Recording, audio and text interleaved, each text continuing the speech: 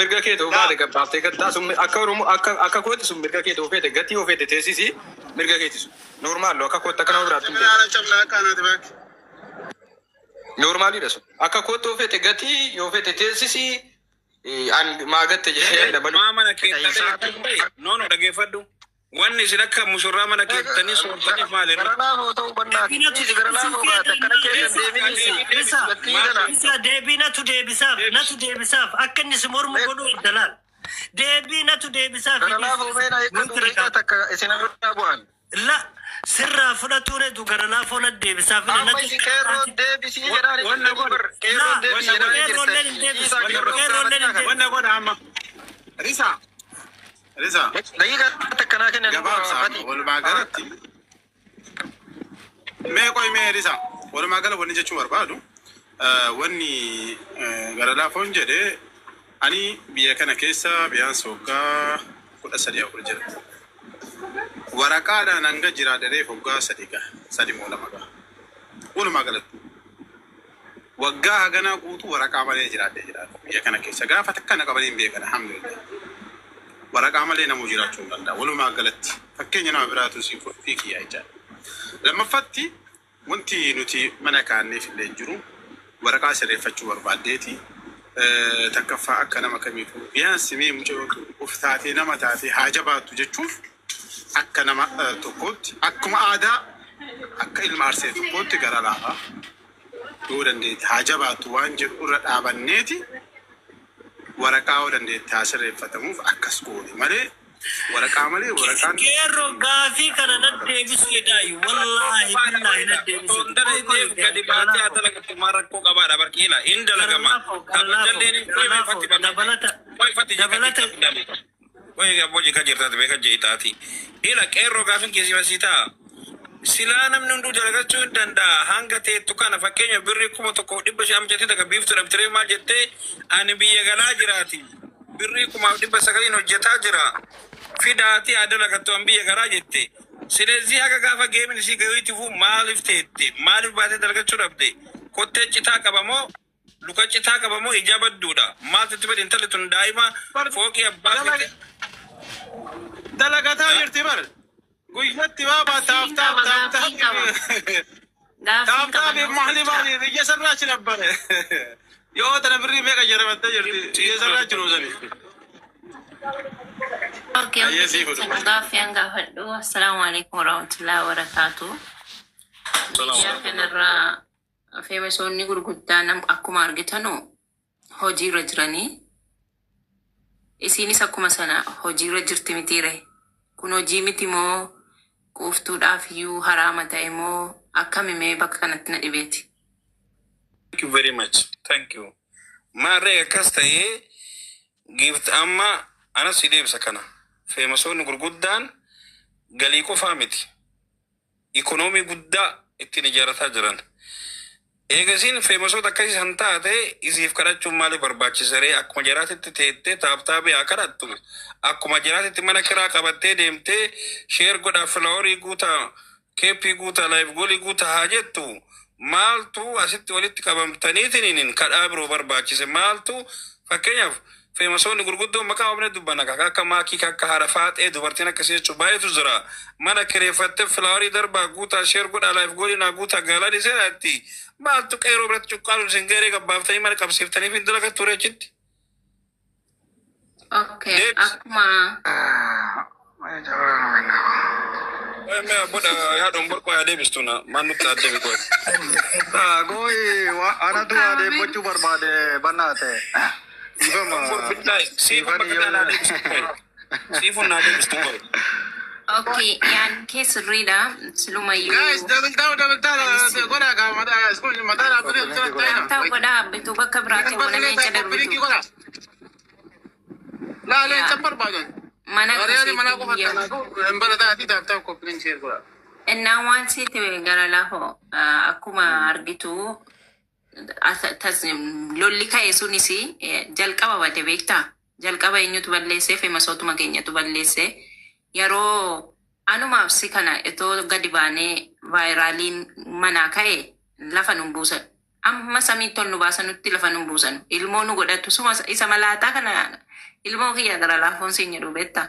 Anumaadha ilmoo kanaan ifan xiqqoodha ilmoo keenya jedhu. Sababiin isaas waan vaayiraalii manaa ka'eef jechuudha.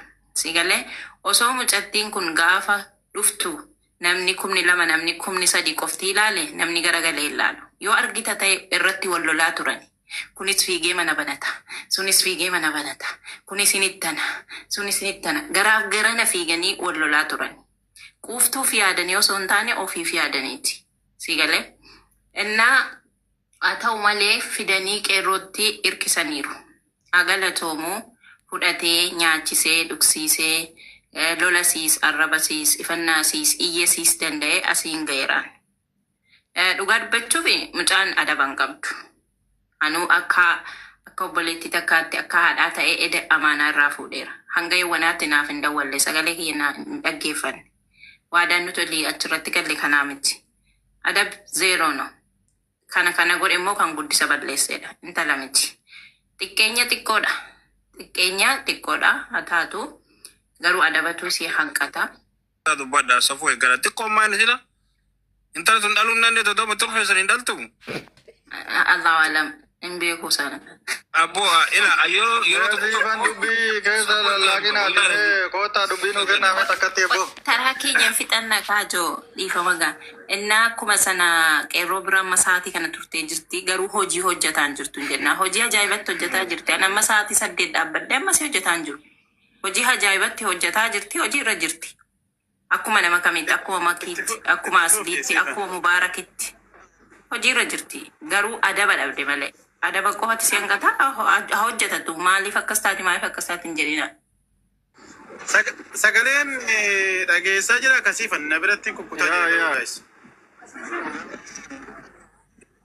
Inni dhaga'ama? quuftuuf hin falmatina hin sagaleen sii fuullee bareeda dhaga'ama. Taaptaap illee bareeduma nutti mul'ataa jirti xiqqoo hin gaggabaa. Fati nu kenne fati dubbii nu kenne itti ol cira vaariyaali mana samawaata olaanu san hin tuqa rakkoon qabuma. Guys, taap godha har'a malaatota isin Siifan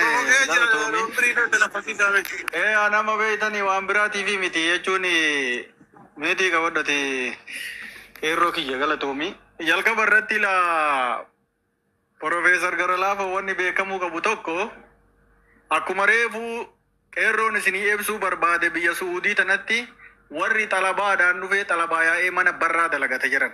Parsantiin hedduun jechuudha barakana amma barakana wanti kun namni akka warri xalabaa baay'illee waraqaa sirreeffatu jedhanii warri waggaa 10 15 14 8 taa'e kunni sirreeffachuu eegali malee ilmi namaa haga xalabaadhaa bayuuf cinqamaayyuu malee xalabaa keessatti cinqamaayyuu malee erga xalabaadhaa bahe kabajaadhaan dalagata mallaqallee waan xalabaatii oliin dalagata inumaa xalabatti rakkinna himataayu yoo waan dalagaa ka dubbannu taate jechuudha. Mucayyoolleen dalagachuu hin dandeettu xiqqoodha ka jedhan soba. Mucayyoon dalagachuu ni dandeetti.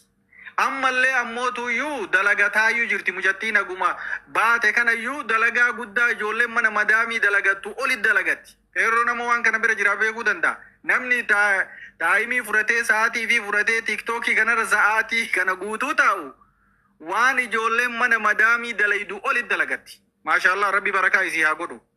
Anamma cinqaan Oromoon geemiillee qabatte. Geemiillee qabdeef waan hiree abbaan hiree kenneef rabbi siyaasifessuuf. Namoonni tokko qeerrotu marsee irra taa'aa jira, qeerrotu mana dhoorgaa jira jedhanii Dr. Hawwii fa'aa arrabsan gayan. Hin argalle viidiyoo adda addaa. Sila Oromoon tuni gaaf durii qeerroo ufitti nuu fuudhisi namni amannu. Dr. Hawwii tana fa'allee isa jara namni waan tola ooltummaa kanarratti yeroo hedduutiin hirmaatu isinii ufitti nuu fuudhaa jedhanii mucayyoo tana isa biraan gayan. Fuudhe haga irraatitti isa bira jirti. Inni dadhabeeti narraa fuudhaa yookiin intalli tun akkana namiite akkas na goote jedheellee hin dubbanne. Warrummaan miidiyaa kun dubbiin maaltu jara gahee ajandaa feete haa fudhattee gadi fiddu mucattiin tun. Akka namuu kamuu ajandaa uumeetiniin jiraatutti ajandaa uumtee jiraataa jirti mucattiin. Namoota asirra jiru kana guutuudha walitti aqlii qabdi malee sanii gatitti aqlii qabdi jedhee laaloon. Bakka istaayilii isiitiin jiraataa jirti. Istaayilii isiitiin agarraatiitti jiraattillee jiraataallee jirtillee jiraatuufillee deemti.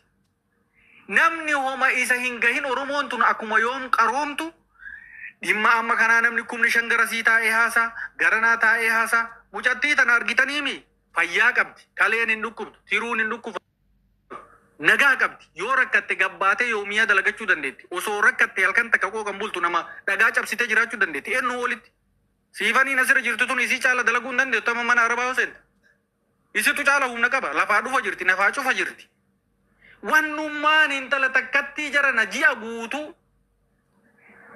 guddaan isirraa haasa xiqqaan isirraa haasa hangam takka nama qaanfachiisa wanni kun jiran yoo qeerroon agarteetiniin dadhabe jedhe qeerroon afaan wal beekanii isiin afaan Oromoo beekteen afaan biraan beeku mujatti bootaa godhadhu ani hin danda'u yoo jedheen kalaas mujattiin Oromoon bal'aadha Itoophiyaan bal'aadha biyya namaa keessa akka fedhe jiraata namni asii miti nagayaan dhufee kan nama bira jiruu miti ka akkanatti namni jala dhaabatu akkanatti namaan wal barattee bakka maraa namni isii beekuu miti karaa jalaatiin dubartiin caccabdee dhuftee karatti namni isii gatee huduuda cabsitee seentee akkasitti riyaala 500-300 dalagattee akkasitti ol siitee ofirraa kafaltee idaa nama meeqaa akka bahararraa dhufte ofirraa kafaltee dubartiin iddoo akkasitti biyya Suudii kana keessa dalagatte.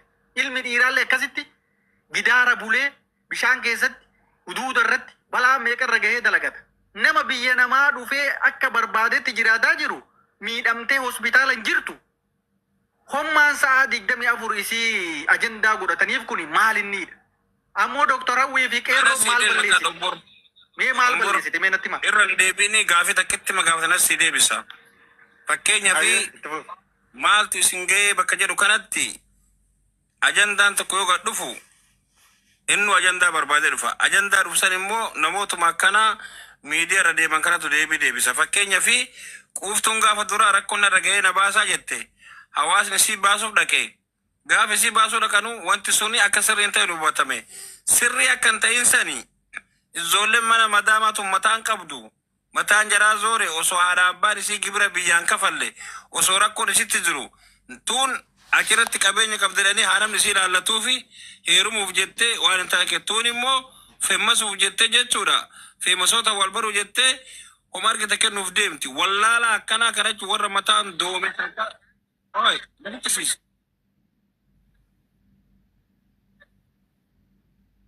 Sitti maa jirra kaayila, sitti maa jirra ila. Si ila basi imaaraatiin dhageettudha. Ana dhagaan jirtu. Wanni jarri kennaniif waan birootiif miti. Tokkoffaarratti dulloota mana madaamaa keessatti umriirraa tare kuni qabeenya qabadhee namni achi jalaalaalee 30 san keessa tokkoon dhabu jettee heerumuufi malee intalli tun rakkoo jettee rakkoo baasuufi miti yookaan inni warra